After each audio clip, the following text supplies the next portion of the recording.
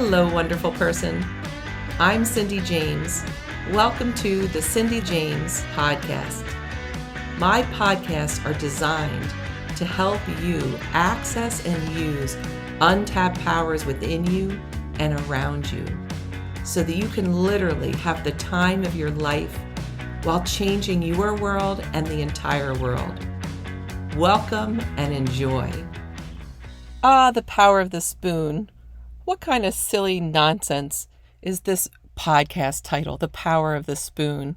Aren't there more intense and powerful things that I could be talking about? And I tell you, I think this might be one of the most enjoyable podcasts that I've ever prepared for. Any talk that I've ever prepared for. I love talking, obviously. I love sharing.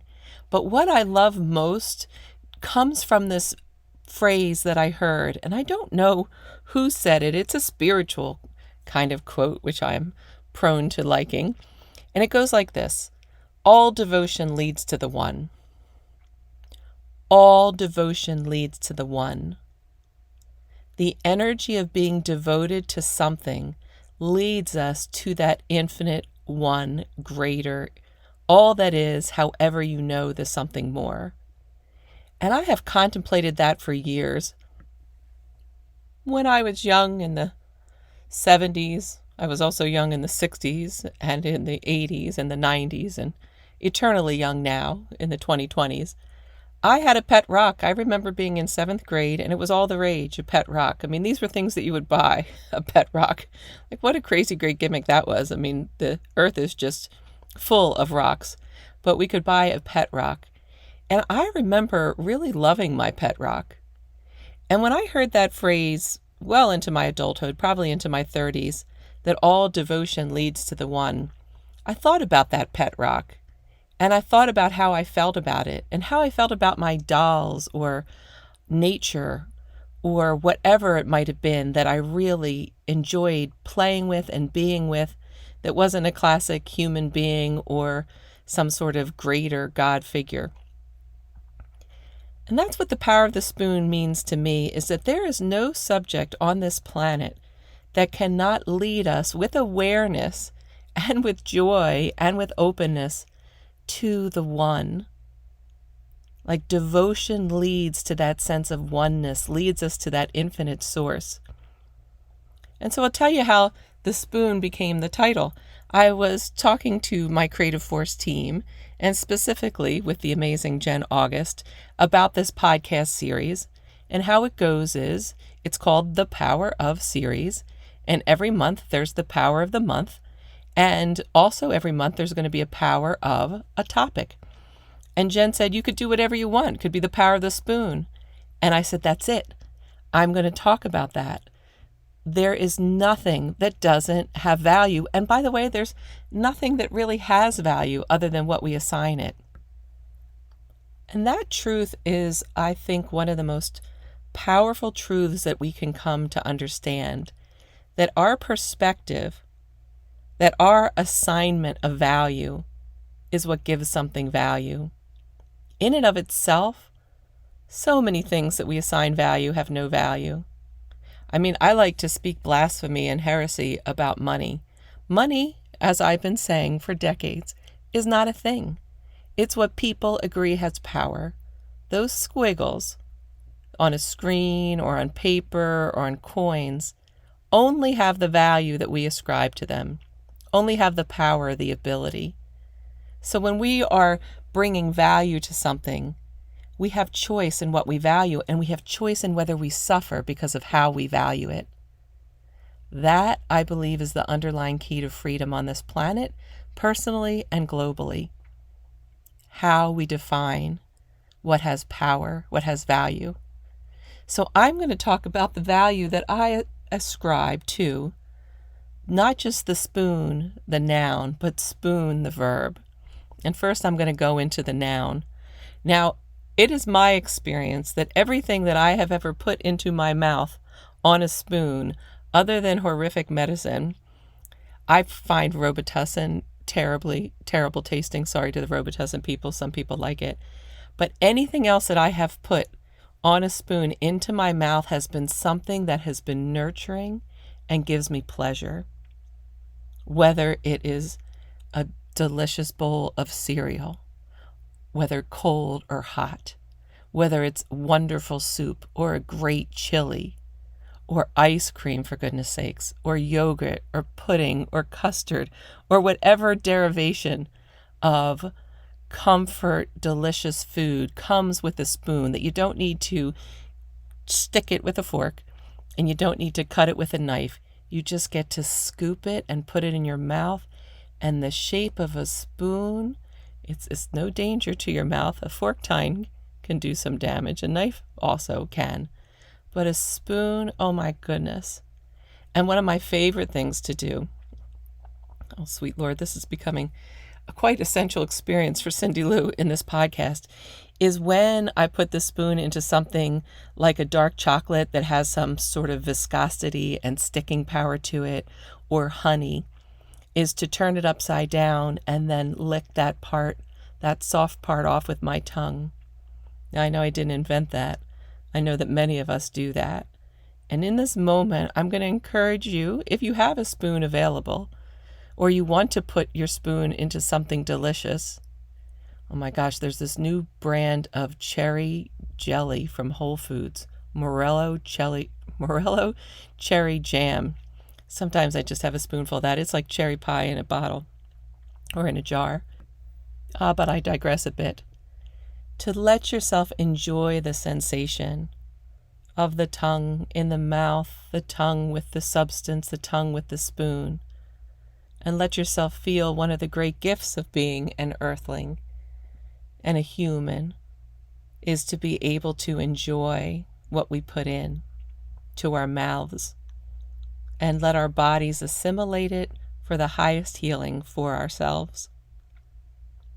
You know, it's such a tender thing, too, to be spoon-fed. Babies are spoon-fed. I remember with my babies the first time that they were getting their, I think it was rice cereal. I'm pretty sure that that's a no-no these days, but it was an interesting thing when a baby would first have a spoon put in the baby's mouth, how the tongue would thrust it out. Like, I don't want any parts of that in the beginning.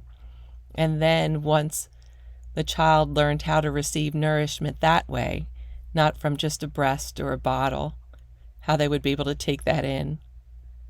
And think we wouldn't be fork feeding a baby or knife feeding a baby. We'd be spoon feeding a baby. And I remember my oldest child, my daughter Michelle, she loved baby plums, like pureed plums. And whenever I said plums, she would giggle with such delight, like I had just said the funniest thing that could have ever been said. And I would just say plums, and she would giggle and delight in her high chair, and then I would give her a spoonful of it, and she'd wait for me to say it again. See, aren't spoons amazing? It's leading me to the devotion, to my children, to feeding someone else. And you know, we also spoon feed people when they're sick. That's why I won't eat cream of wheat, by the way. My mom used to fire up the cream of wheat when we were sick, and I have an association to this day that I am just not eating that stuff, and grits are in that category as well. Steel-cut oatmeal, totally okay, but cream of wheat, not going to do it. I think I threw up cream of wheat more than any human being should have to. But my precious mom, speaking of my precious mom, when she was getting ready to leave this realm, I remember that the last meal that she had when she was able to eat, which was about a day or a day and a half before she took her last breath, that I made her something that I knew she would have loved, an asparagus and fontina cheese ravioli in broth with little sprinkles of cheese on it. And I took a spoon with that broth and little bits of it and mashed it a bit for her and put it in her mouth. And in this moment, I can still see her. She was in my youngest child's bedroom. We had set up hospice for her there. And I can see her enjoying that. And I was very well aware that it might be one of her last meals, and it turned out to be her last meal. And so I think of the power of the spoon, that we can nourish one another at the most tender times, whether it's being a new baby or someone who's struggling with an illness or someone who's getting ready to leave their form. and that the spoon is a gentle way to introduce nourishment. And again, but for castor oil or whatever horrible remedies we might have had that were also very good for us. I know, and I'm sure of that in many instances, that the spoon is just incredible. I mean, we lick the spoon when someone makes cake or a batter. My offspring have been denied that. I am told, and I fully own, I am a cook extraordinaire and I can make the most delicious meals. I just made a broccoli soup in the NutriBullet, which was more like a light broccoli foam with a type of mushroom that I don't even know what it was, with little diced jalapeno in it, with garlic and olive oil, that then I put that into the broccoli soup and just swirled it around. And I want to tell you, that was crazy delicious and nutritious. And I ate it with a spoon. And it was so delicious. And I made it for my sister, who was visiting as well. And she had what looked like maybe some anaphylactic shock. I don't know why I'm laughing, because anaphylactic shock is very serious, and people I've loved have skedaddled to the other side from that. And so we quickly got some Benadryl and put that in a spoon for her. It turned out that the diced jalapenos were a little too spicy, and once we added some avocado and some lemon juice, it was just perfect. But this licking the spoon business when it comes to sweets, I am not a baker. I tried for years, and my blessed children didn't get a lot of experience of licking the spoon or the spatula from the KitchenMaid mixer. And as a matter of fact, the KitchenMaid mixer that I received as a gift for my wedding shower in 1990, I just now, in what year is it, 2022, gave it to my daughter, who wanted it because she is a baker. But I would lick that spoon with a really good gravy or an amazing stew. And so the power of the spoon is a lighthearted way to bring me and us into what I really want to talk about, and it's the power of the verb spoon. And it might seem silly, like spooning, and people make jokes about spooning, but I believe that that sensation is one of the most nurturing, comforting, peaceful, loving experiences that a human can have. And if you think about it, it starts in utero. We all come by the vehicle of a woman's womb, a woman's uterus, at least at this point in scientific development. And there's a time and place in that 9-month-ish gestational period where we become so snug as a bug in a rug in that womb, in that perfect liquid of the amniotic fluid, which is the pH of 9+. And if you've heard of all the rage about alkalinity and pH water, I know that it helps us in our full energy, like an Energizer alkaline battery, like a new baby in utero forming, to have that kind of alkaline environment, especially when so much can be acidic once we're out of the womb. But once we're in there and we're growing and we curl in fetal position, we have on our back the muscles of that beautiful, powerful uterus, that muscle that stretches way beyond its tiny form to host the growing new life that hosted you. In this moment, can you just imagine that you're remembering how it felt to be held so snugly, so warmly, to be fed through the umbilical cord directly into your belly, to have your mother's heartbeat constantly beating with you? She's there all the time, never not there. Can you let yourself imagine remember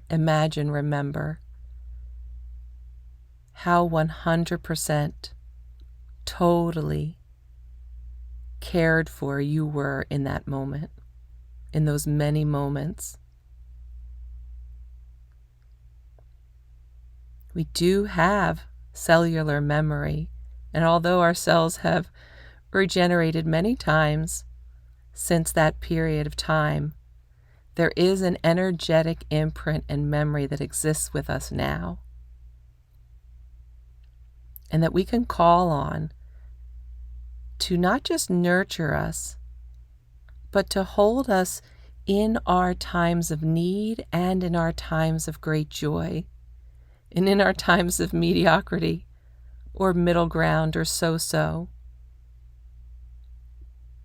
And that we have that ability with other human beings to model that feeling of being held. There's a song by Faith Hill called Breathe, which is one of my most favorite songs ever.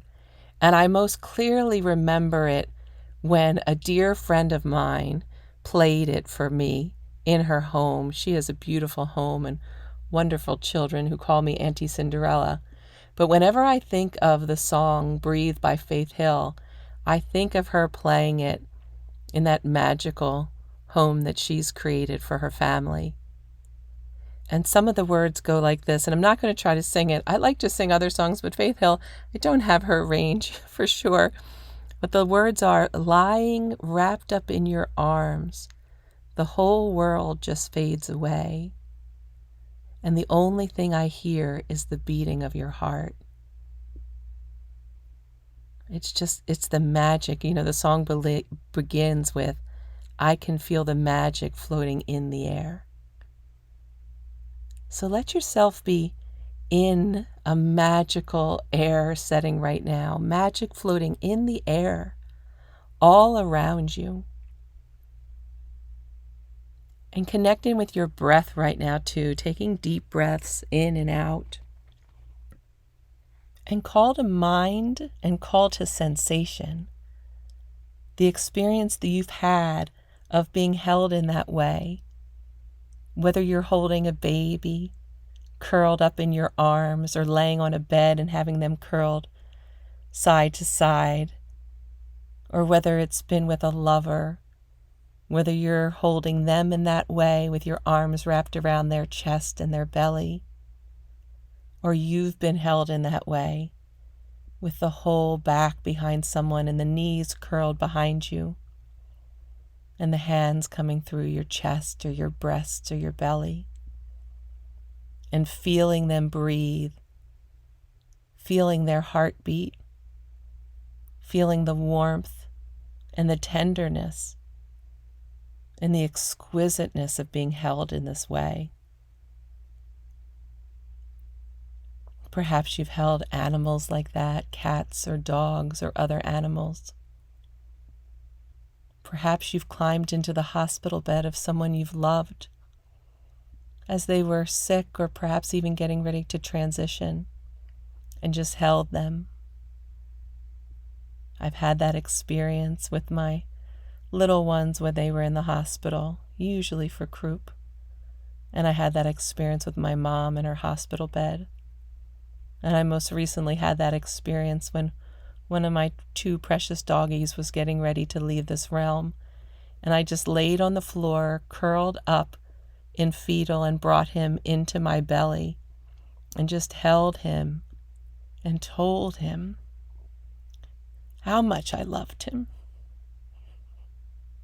and what a beautiful experience his life was and how well done it was, and he'd gone through so much pain and it wasn't going to last much longer.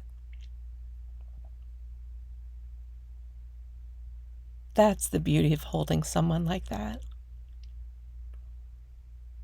or something, or being held. There's a line in the Catholic Mass about Christ, and it's coming to me right now. And it goes something like this: Lamb of God, who takes away the sins of the world, have mercy on us. Lamb of God, who takes away the sins of the world, have mercy on us. Lamb of God, who takes away the sins of the world, grant us peace.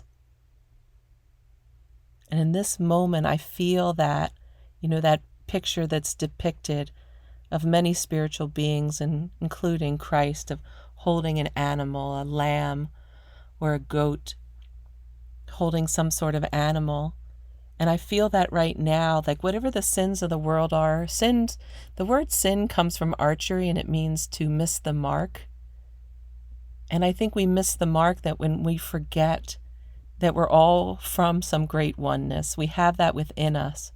And we have the ability to love each other with such compassion and mercy and incredible pleasure and devotion that will help us, lead us, guide us to that merging with the one, the finding home that we all seek. And so continuing to breathe in this moment into your body and recalling these experiences. And perhaps even now, an experience that I have been giving myself for the past many years is one of holding myself like that, of laying on my side and holding my arms up, one hand between my breasts, one around my belly, holding myself. And imagining that the greater, how I know the greater. I always love to do a litany. God, Great Spirit, Jesus, Buddha, Baba, universe, love, angels, science, whatever word works for you. But for me, in this type of experience, I imagine how I know God personified, holding me and whispering into my neck, into my ear, Cindy, I love you. I love you, Cindy. And can you imagine that right now, being held, or even being held by me, and me saying to you with your name, I love you. I love you. I've got you. I've got us.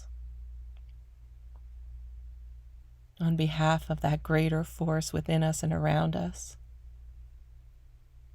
And if you haven't recently, and you have the opportunity, if you have the great blessing to have humans in your life with the kind of intimacy that the willingness to love unconditionally brings, if you have someone that's willing to do that, contemplate holding them, and if they have long hair, gently moving their hair, letting yourself feel with your lips the back of their neck, and saying to them, calling them by name, I love you.